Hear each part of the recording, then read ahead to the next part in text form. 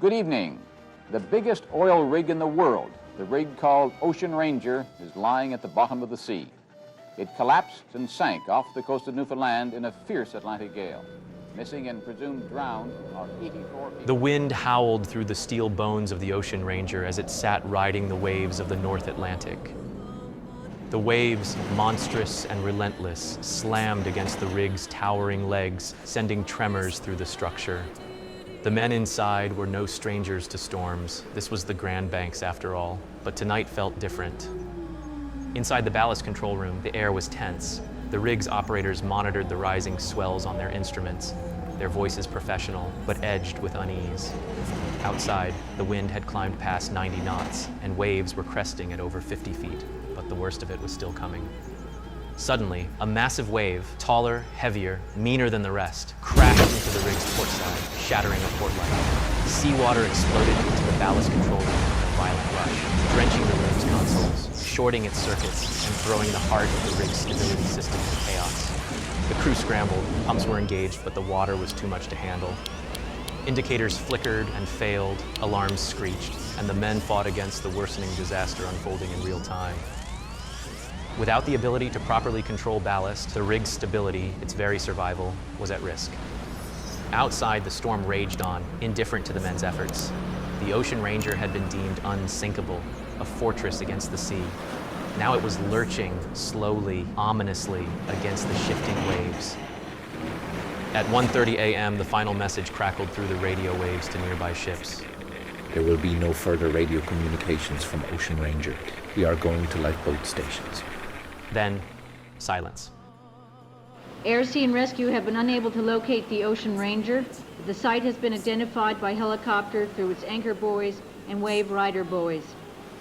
2 lifeboats have been sighted. One was capsized and the other was stern down. A partially inflated life raft was also sighted. Bodies have been spotted in the water, but there is no indication at this time as to whether there are any survivors. Oil drilling at sea is a high-stakes operation, demanding both mobility and stability. Before the 1960s, fixed platforms were the norm, massive steel structures anchored directly to the seabed. Effective in shallow waters, but impractical as oil companies pushed into deeper and harsher environments.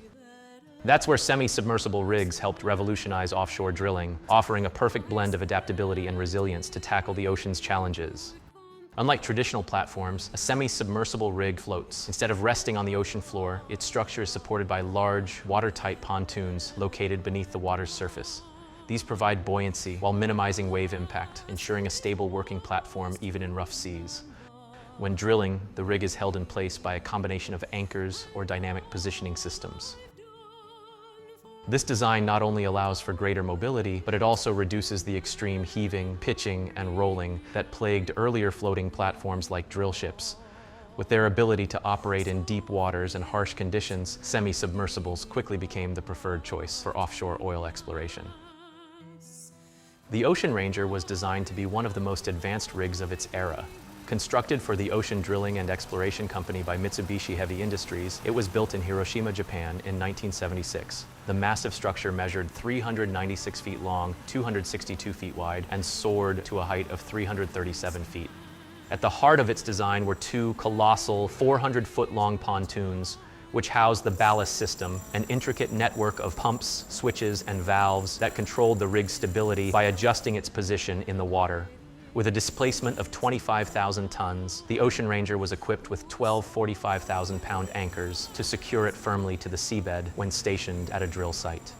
The rig was designed for unrestricted ocean operations, meaning it was built to handle extreme weather conditions. It was rated to withstand hurricane-force winds of up to 100 knots and waves reaching 110 feet high. This robust engineering made it one of the most formidable rigs of its time, capable of operating in depths exceeding 1,500 feet. Central to its drilling operations was the towering derrick rising over the deck, capable of reaching deep beneath the seabed. The control room was a hub of advanced instrumentation, monitoring weather conditions, well pressure, and drilling operations. Below deck, the ballast control room played a critical role in maintaining the rig's balance. Only 2 crew members, 1 per shift, were qualified to operate the ballast system, managing weight distribution and ensuring stability. However, their training was limited to just 2 weeks of on-the-job experience, a shortcoming that would later prove fatal. Following its launch, the Ocean Ranger embarked on an ambitious drilling career. Before being deployed to the Grand Banks, it had already braved the waters off Alaska, New Jersey, and Ireland. In each of these environments, the rig encountered extreme weather, handling over 50 storms across 2 oceans. Its ability to withstand harsh conditions solidified its reputation as one of the toughest drilling platforms in operation. By November 1980, oil companies set their sights on the untapped potential of the North Atlantic. The Ocean Ranger was selected for an exploration mission at the Hibernia oil field off the coast of Newfoundland. This new frontier, known for its brutal weather and towering waves, would present its greatest test yet. What lay ahead would challenge the very limits of offshore drilling and the rig itself. Ocean Ranger arrived on the Grand Banks off Newfoundland in November 1980, having been towed by specialized vessels under the direction of its owner and working under contract for Mobil Oil. This move was part of a broader effort to map the extent of the Hibernia oil field, which had been discovered in 1979 and was believed to hold vast petroleum reserves. To secure financial backing and begin planning for production, Mobil Oil needed detailed data, which required drilling delineation wells, Ocean Ranger's primary task. Once in position, Ocean Ranger was moored in waters over 80 meters deep, prepared to drill amid some of the most punishing conditions in the North Atlantic. The Grand Banks, an extensive continental shelf southeast of Newfoundland, was well known for its harsh and unpredictable weather, including winter storms, hurricanes, and the persistent threat of icebergs in the spring. Strong ocean currents and massive waves made drilling operations particularly challenging, but industry confidence in semi-submersible rigs like Ocean Ranger remained high. During its service offshore, the rig typically hosted around 80 to 90 personnel at any given time. Drillers, roughnecks, engineers, radio operators, catering staff, and others. The workforce followed a 21-day rotation, with employees working 12-hour shifts, ensuring 24-hour drilling and maintenance operations. While many of the crew members were seasoned oil workers, the Ocean Ranger also provided opportunities for inexperienced hires, particularly Newfoundlanders, to join the growing offshore industry. Training took place on the rig itself, and though the environment was demanding, many eventually adjusted to life at sea. The rig was well equipped with living quarters, dining facilities, and even a hospital with a dedicated medic. Though primarily an exploratory platform rather than a full-scale production rig, Ocean Ranger tested and extracted substantial quantities of oil and core samples to assess the field's viability. By November 1981, the rig had commenced drilling well J34, its 3rd well in the Hibernia oil field. Mobil's plans indicated that Ocean Ranger would remain in the area for several more months, subject to the progress of well completions and any additional surveys. While Ocean Ranger was one of the most advanced rigs of its kind, it was not alone in the region. 2 other Mobil oil rigs, Sedco 706 and Zapata Ugland, were also stationed nearby, all working under Mobil's contract. Each rig was required by Canadian law to have a dedicated standby vessel, and Ocean Ranger was supported by the Seaforth Highlander, which supplied essential provisions and provided emergency assistance when needed. As winter 1982 set in, harsh weather became an increasing concern. Crew changeovers were typically conducted via helicopter, flying in and out of St. John's. These operations, while routine, could be delayed by the frequent fog and storms of the North Atlantic. Workers often gathered at the Fort Motel in St. John's before their departure, spending the evening in town before embarking on their 3-week hitch offshore. Despite the risks inherent in offshore work, life aboard the Ocean Ranger was generally structured and disciplined for its time. Safety meetings were held every Sunday, and workers adhered to strict regulations. Alcohol and drugs were strictly prohibited, and violations meant immediate dismissal.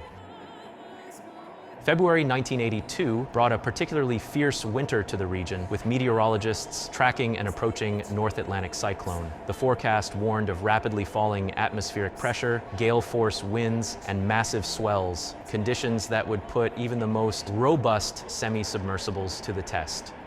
However, Ocean Ranger had weathered strong storms before, and confidence remained high that it could withstand another rough patch. In the final days before the storm, crew members carried on with their routine, drilling, conducting equipment checks, and performing standard safety drills. The ballast control room, located in column 3, was a critical component of the rig's stability system, manned by personnel responsible for maintaining proper weight distribution. As the storm built in intensity, those on board made the usual preparations, securing equipment, checking systems, and bracing for what they expected to be another tough but manageable night at sea. But this storm was different. By the time night fell on February 14, 1982, conditions had deteriorated faster and more severely than anticipated. What followed would become one of the worst offshore drilling disasters in history.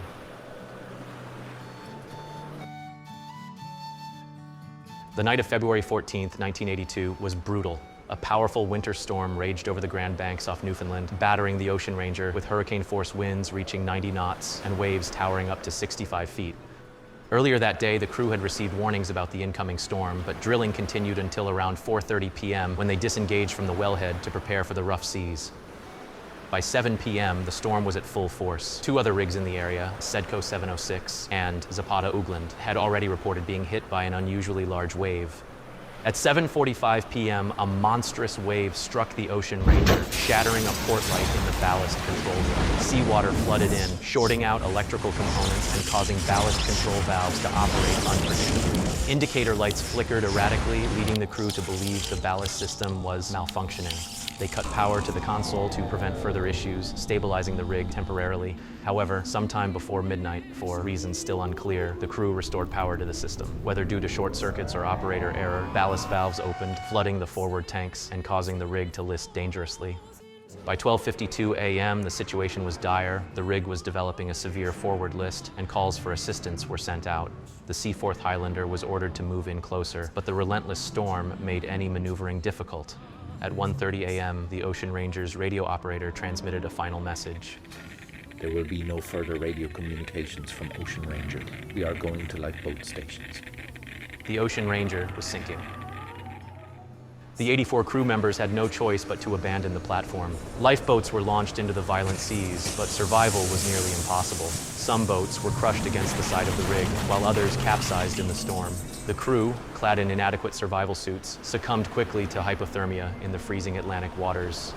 Seaforth Highlander spotted a lifeboat with survivors at 2:21 a.m. and attempted a rescue, but a massive wave snapped the lifeline, overturning the boat and dooming those aboard.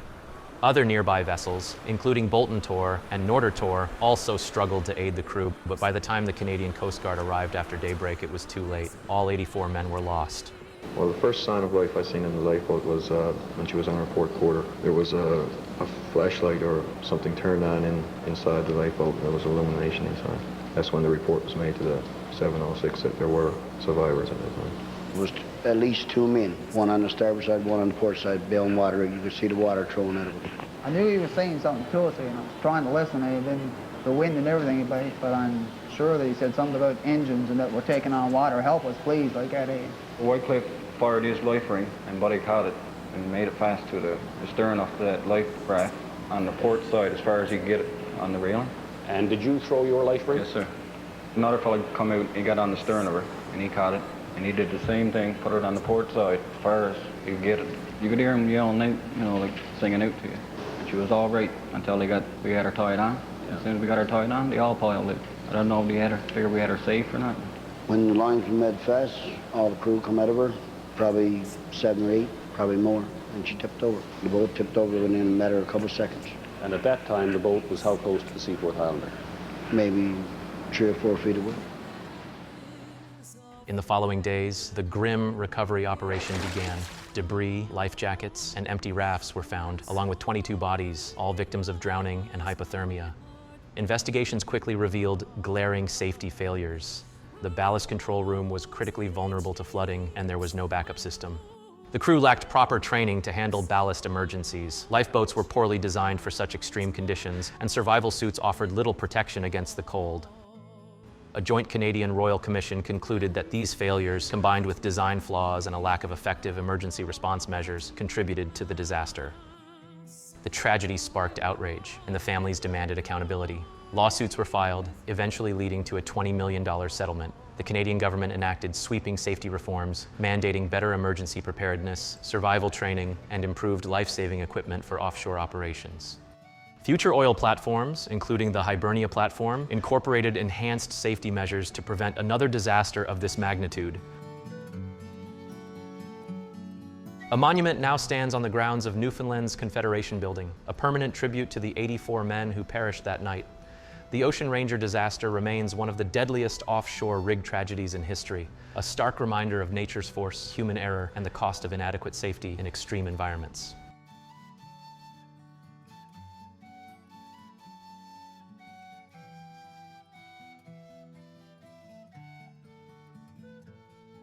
Thank you so much for sticking around until the end of the video. If you found this story interesting and want to explore other historical people, places, and events, don't forget to give it a thumbs up and hit that subscribe button. I'd also love to hear from you. Drop a comment below telling me which topics you'd like me to cover in future episodes. I'm trying to build a community around these videos, so any thoughts on topics or ways to improve the videos are more than welcome. Your support makes this channel possible, and I'm so excited to continue sharing incredible stories with you. Sorry for my going away, and of all the sweethearts that e'er I had, they'd wish me one more day to stay, but